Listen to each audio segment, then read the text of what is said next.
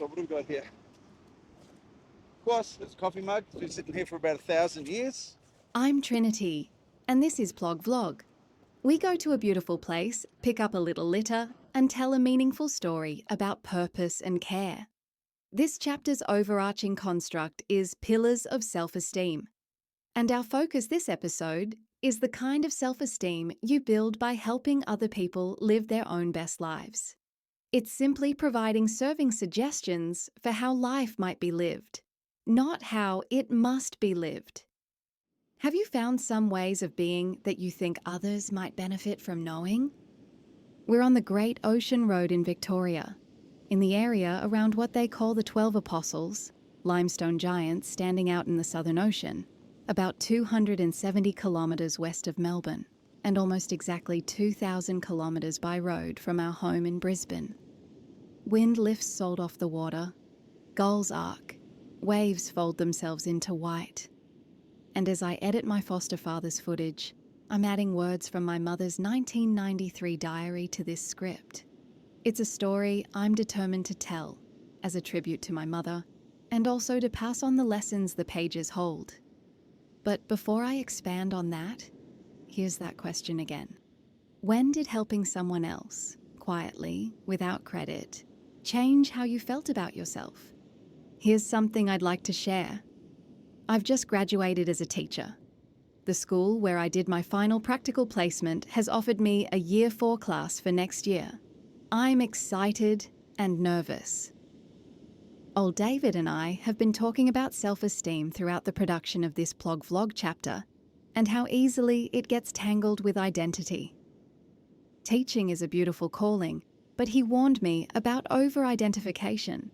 If all my worth sits on one pillar, one timetable, one classroom, it can crack the moment the ground shifts. He says that too many variables are out of my control, so a pillar of self-esteem based on being a great teacher is often dug out at the base by many unseen hands.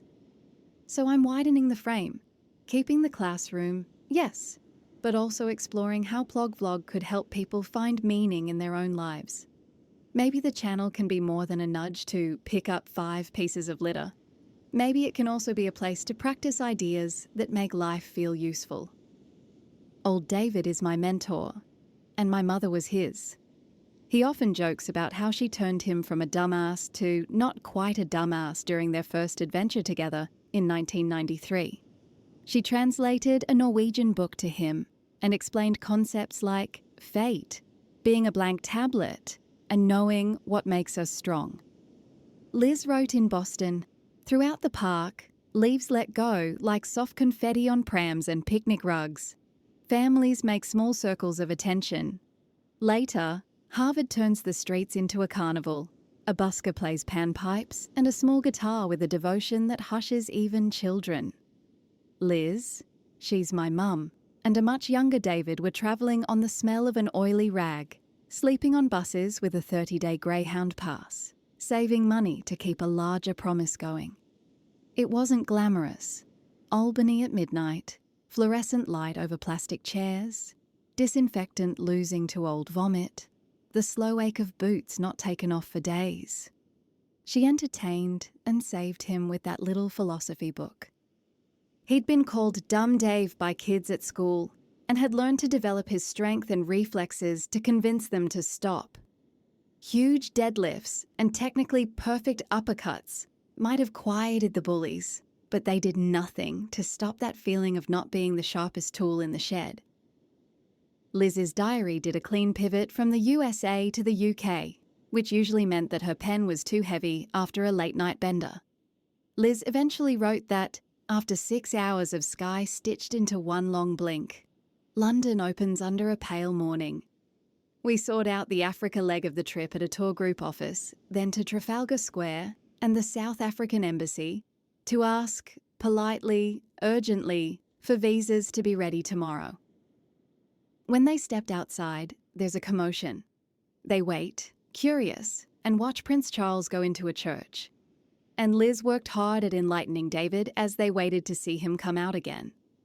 By his mid-20s, David could read, but neither Norwegian nor competently, so Mum took it on herself to help his mind grow.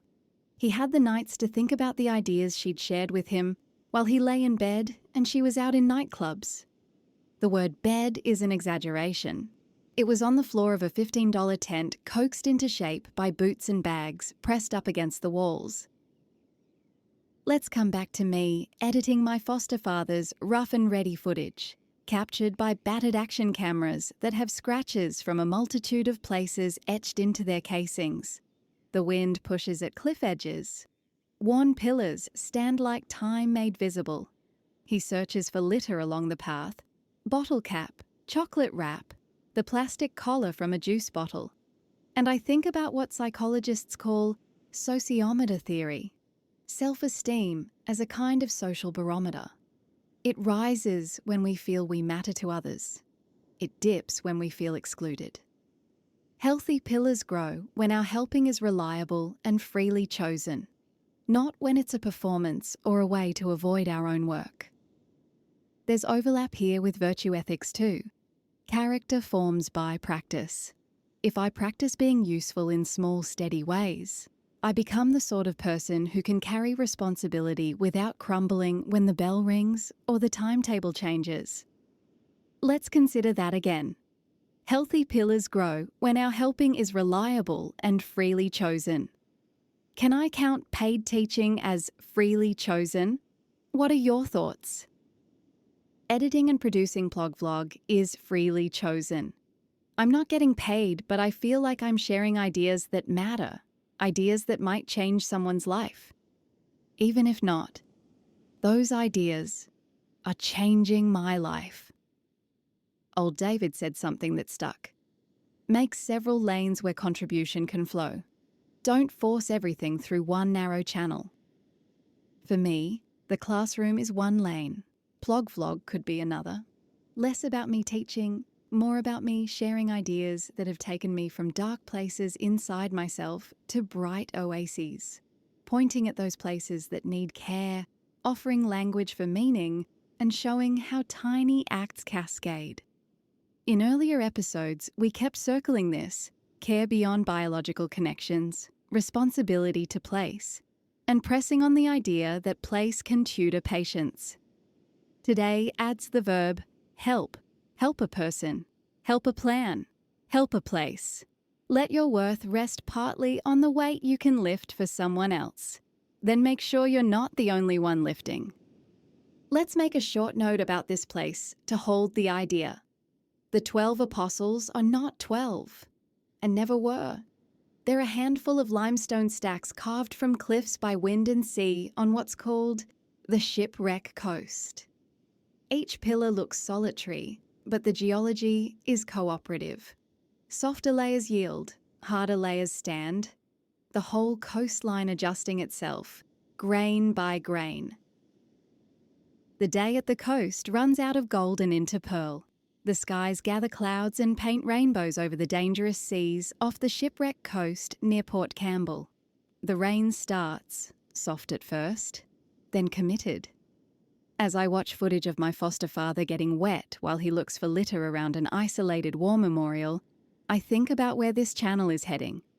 I've made this chapter about finding pillars of self-esteem, and hope that sharing what I've learned from old David has added value to some people's lives. Liz mentored David. Decades later, he's mentoring me. I want to share what I'm learning, to plant some seeds of ideas out in the world that might grow into beautiful trees. Perhaps you're one of those trees, struggling a little in infertile, dry ground, just needing a sprinkling of ideas to nourish your roots and help you flourish. Before we go, if you're new here, the way to help out is simple. There's a pinned map in the comments. If you can, visit a place near you that you care about. Take gloves, take a bag, and pick up 5 pieces of litter. Then, on your way home, ask the open question again. Whose best day could you hold a little steadier this week? And who could you share your growth with? And what kind of person will that make you?